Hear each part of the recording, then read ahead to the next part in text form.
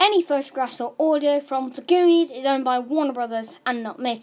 Clack of the Geek doesn't make any claim of ownership and simply uses the footage for educational purposes and criticism under fair use. Welcome back to the Film Station. This is a series where we take a look at all of our favourite films and analyse them and review them.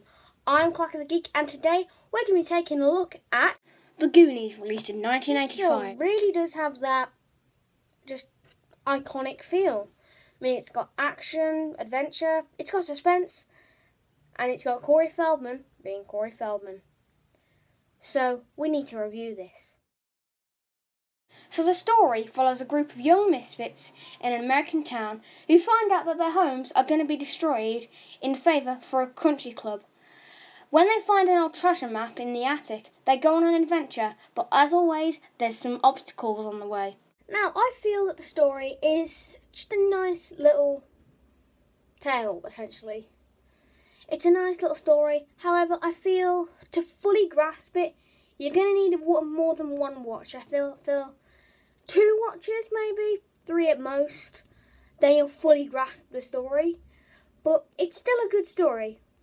So I'm going to give the story an 8.5 out of 10. The characters in this movie are great. It's got a main cast of child actors and they steal the show.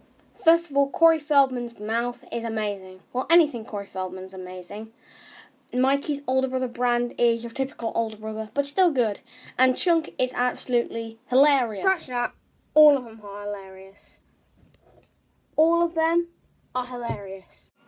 The criminals in this are a very good threat to the kids, and so I'm going to give the characters a... Am I forgetting something?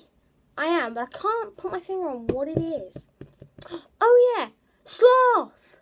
He is as iconic as a film character as you can get, so the characters get a 10 out of 10. I would say that the music in this isn't the most memorable, but it's still good nonetheless.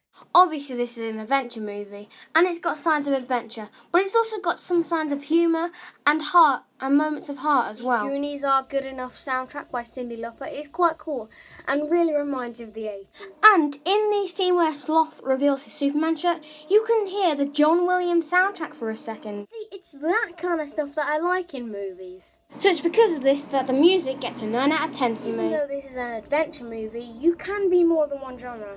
And it's got a lot, and I mean a lot, of humour. Most of the humour comes from Chunk, who is very funny with his memorable performance by Jeff Cohen, and he just brings some nice humour, as well as Corey Feldman's mouth, who brings a lot of inappropriate humour to the film. It's best not to talk about on this PG-rated review. The humour will be getting a 9 out of 10. It's great in most regards. Now look, this film, as you can see here, is a Richard Donner film, who also directed Superman, the Christopher Reeve one. Bit of a coincidence that the music was used. Anyway, this is the direction, not music.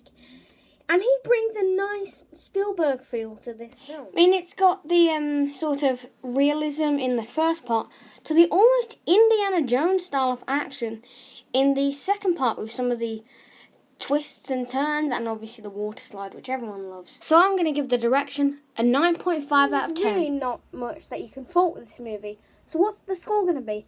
Let's find out and get to the verdict. So if we do 8.5 plus 10 plus 9, plus 9 again, plus 9.5, we get ourselves 46 out of 50. If we divide this by 5, we're going to get 9.2 out of 10. A higher score than I was expecting. So this gets the Goldie Oldie Award from Clack of the Geek. Next week we're going to be covering a movie. I don't know what it is yet, but we will be. So stay tuned and make sure you subscribe.